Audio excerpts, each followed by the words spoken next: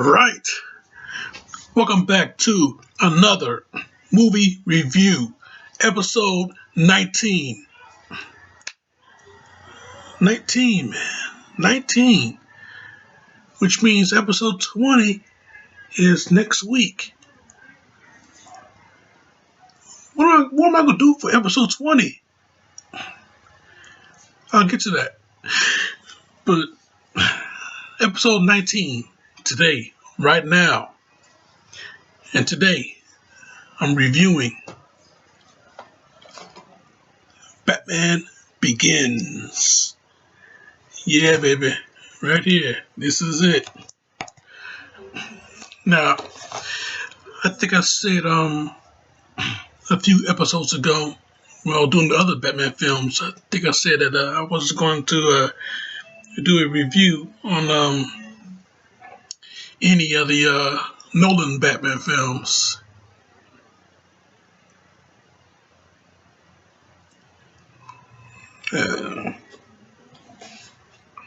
Well, this is a Batman film, and it's directed by Christopher Nolan. So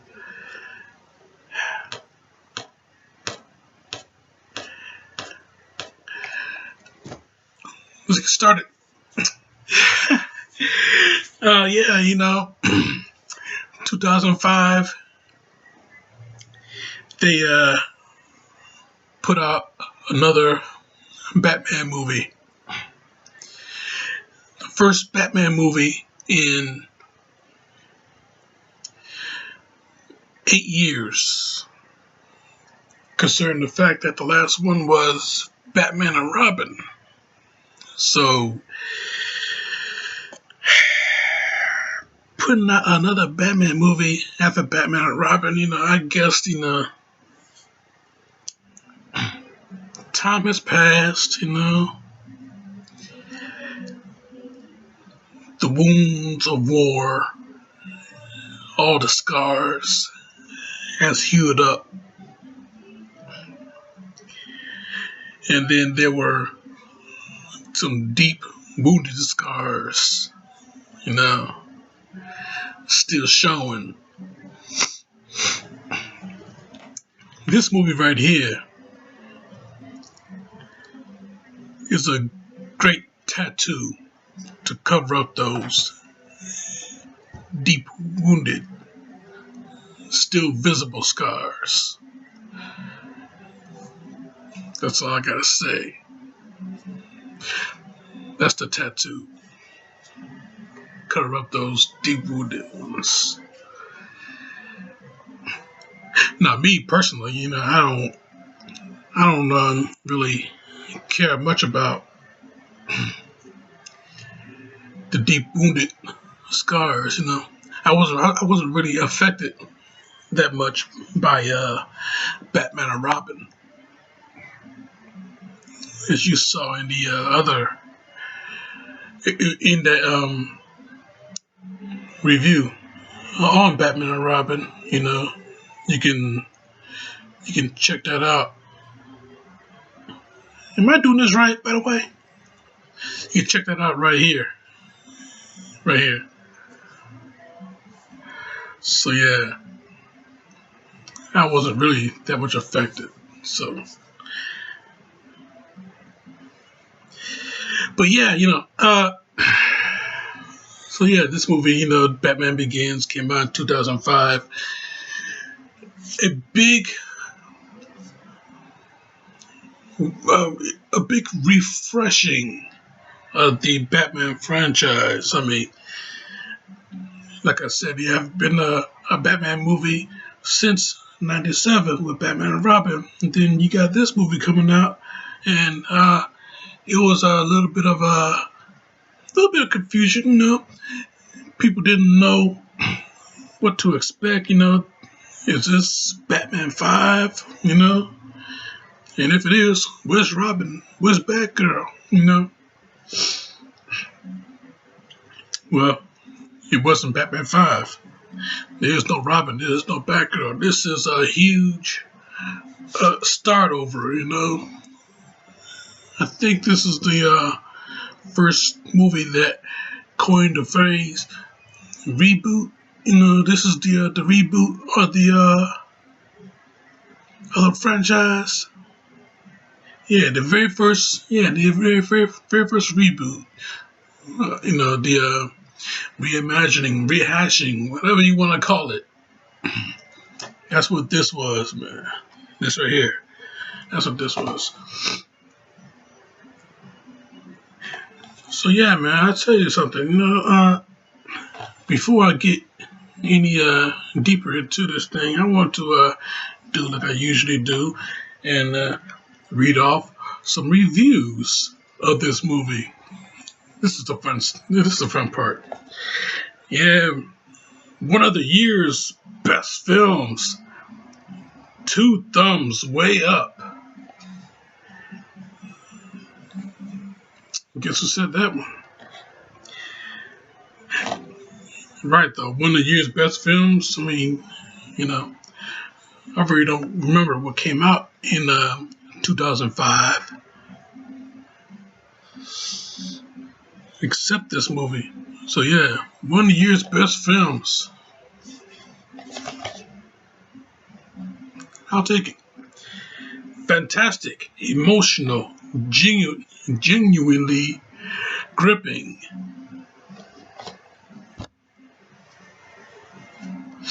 Right on there. It's fantastic, emotional, genuinely gripping. Yeah, it grips you. It keeps your attention. It keeps your attention. Yeah. Emotional? Yes, it is. I mean, come on. They're doing the origin story all over again. As a matter of fact, man, this movie right here, this is, the more I watch it, the more I watch it over and over, especially for today, I can see that this movie, it really is the best origin story movie ever. Okay? Ever. Okay, Iron Man, that's a good origin story movie. But this right here, this fucking movie right here, the best origin story ever. Very well done. Very well done. Very well written by Christopher Nolan and David S. Goyer. David S. Goyer, the same cat that wrote the Blade films. All three of them. He also wrote Kickboxer too. So yeah.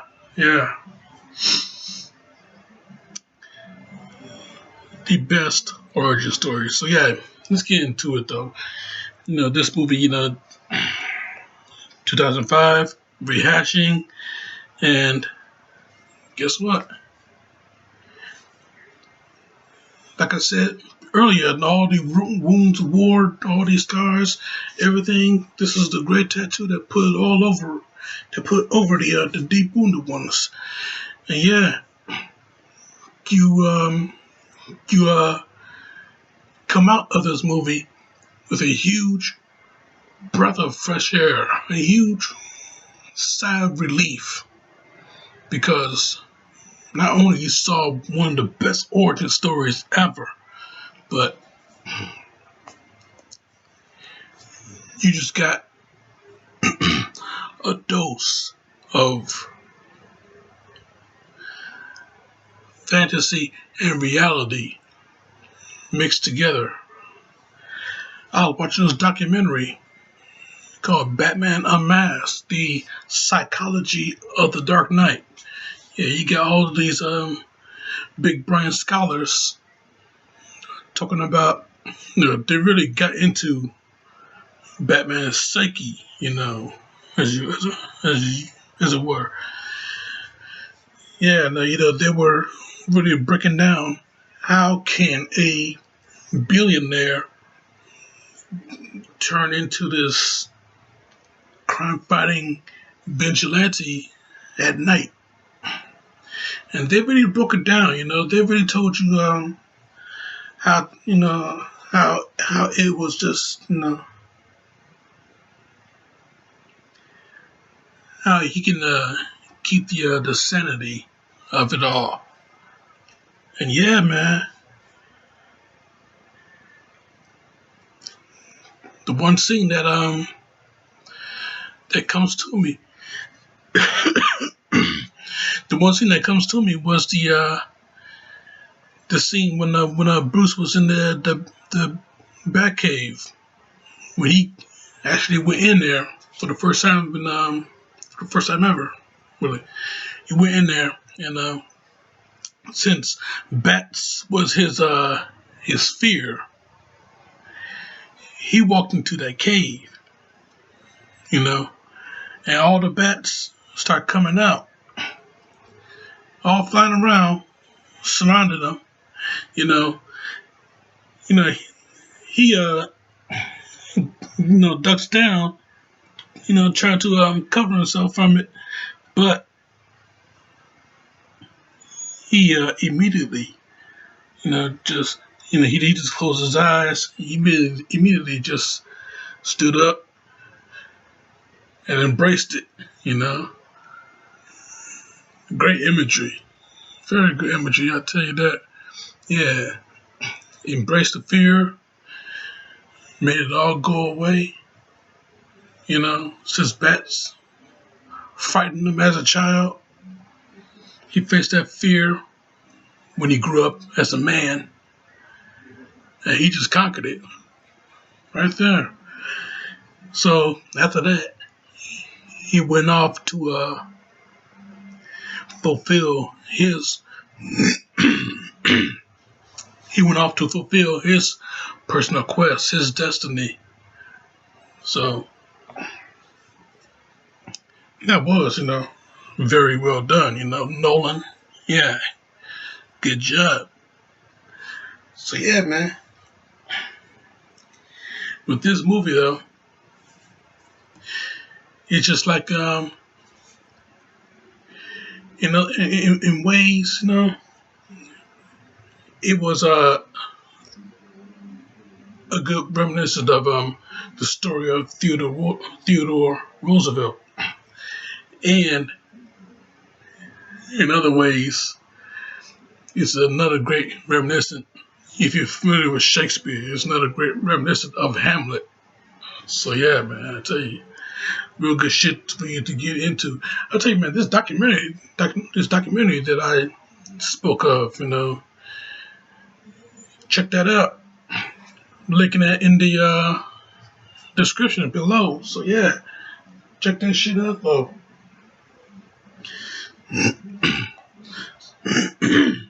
Jesus.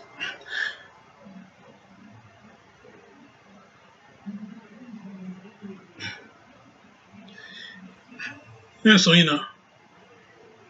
movie, of course, the movie stars, Christian Bale as Batman. But then you got Michael Caine as Alfred, and then you got Liam Neeson as Henry Ducard, the gentleman that trained Bruce Wayne to basically become Batman. He trained him how to fight, train him how to think,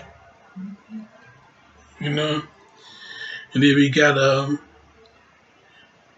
the very pretty Katie Holmes as Rachel Dawes, Bruce Wayne's childhood friend. And Gary Oldman. I tell you, Gary Oldman, guy's a fucking chameleon, If you see True Romance, you know what I'm talking about. Yeah. Okay, this dude, he could play any role. He could play any role. It really made that shit convincing, Yeah.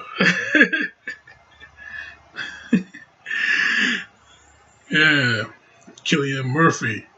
Yeah, Cillian Murphy. He was in 28 Days Later. Yeah, he plays Jonathan Crane, aka the Scarecrow. Tom Wilkinson played the gangster Falcone, and then you got Rutger Hauer, Ken Watanabe, and Morgan Freeman as Lucius Fox, and Bruce Wayne's right hand man in the company, Wayne Enterprises. So yeah, man, I tell you, stellar cast, real good film. Not real good film, one of the best films.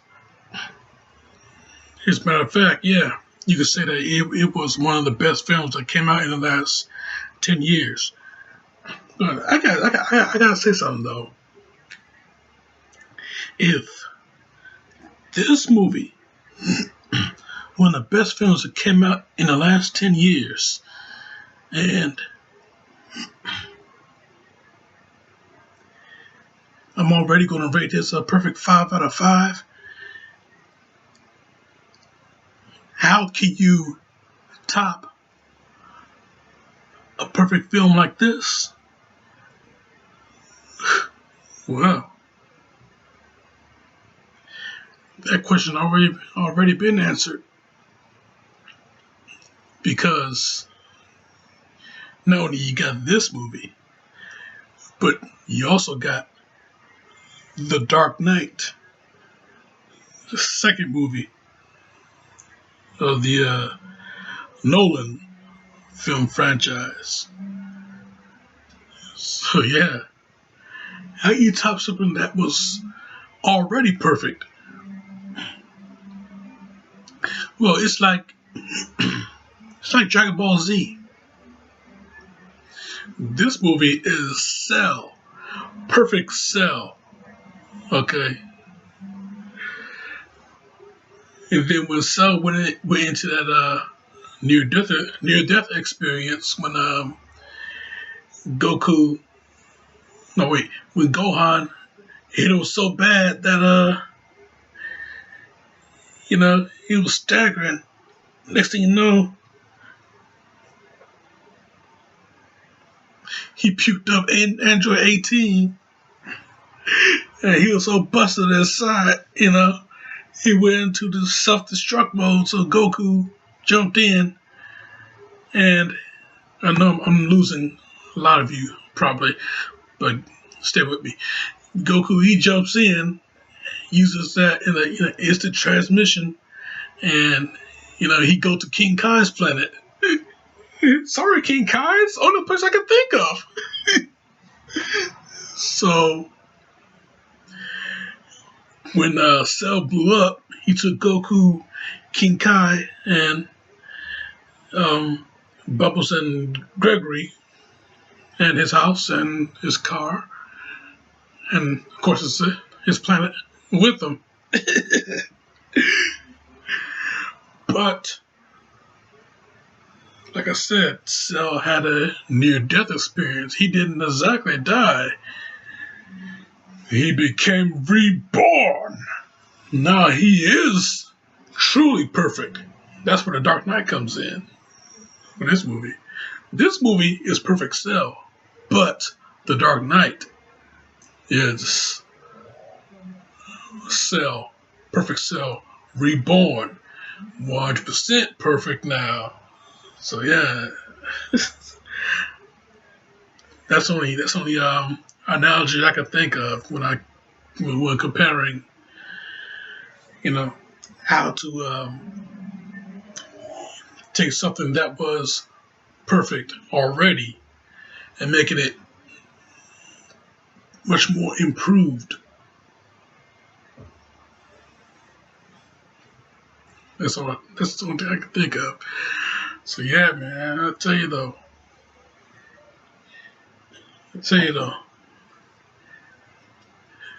Batman Begins, such an awesome picture, man. Such an awesome movie. Such an awesome flick. And you just got to check out. Got to do it. Because there's really no alternative. You gotta check it out. And if you have checked it out, do it again and again and again and again. I'm gonna let you know right now, though, when it comes to Dark Knight and me reviewing that movie, I'm not doing it next week. Sorta. As a matter of fact, when it comes to me reviewing The Dark Knight, not only I won't review it next week, I won't review it alone. There's going to be other movies I'm going to review next week. A big 20th episode special I got going next week. So yeah, man, stick around for that. Keep it locked right here for that, because it's going to be big. It's going to be big. Something special, something real cool. It's going to be big. I can't wait, man. I can't wait to show you guys what I'm gonna do. And then this is just about movie reviews. But enough of all this rambling here. Let's get into the pros and cons of this movie, huh? Pros and cons. Okay. So yeah, let's get to the pros first. This movie, yeah, not only that, it's a real good rehashing, a nice little reboot, a nice little reimagining. It's not a remake. It's not a remake. Definitely not a remake. Some people might see it as a remake because, they're doing the whole origin story that we've seen before. But hey, with this movie, this is the best origin story because it is about Batman. Okay? Something that no other Batman film has ever done for you. They did not give you a movie about Batman. It was 100%, those movies, 100% focused on the villains, especially the first one, the 89 movie, Tim Burton, 89 Batman. 100% focused on Joker more than it was focused on Batman. But this right here, fully focused on Batman. He got you into his mind. He got you into his psyche. Not the way that the documentary did, but close. So yeah, he got you into his mind, and yeah, that's the only pro I can really think of for you. This is the best origin story you can ever ever see. They can ever come up with. You can never watch. You can ever see that. And Katie Holmes, such a pretty girl. Unfortunately, she was. Well, unfortunately and fortunately, depending on how you want to look at it. Yeah, she was replaced in the second film with Maggie Gyllenhaal.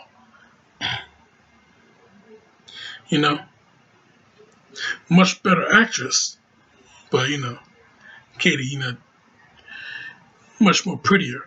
I hate to do that though. I hate to do that. I don't do that no more. Comparing girls, no, who is prettier and who is not pretty. I just don't do that no more. But I hate to do that right now, But when you look at it, Katie is so much more prettier, but Maggie is much more better actress. So yeah. Now for the cons, yeah, the pros is that this is a great origin story. But for the cons though, what con could you have for a a movie so perfect as this.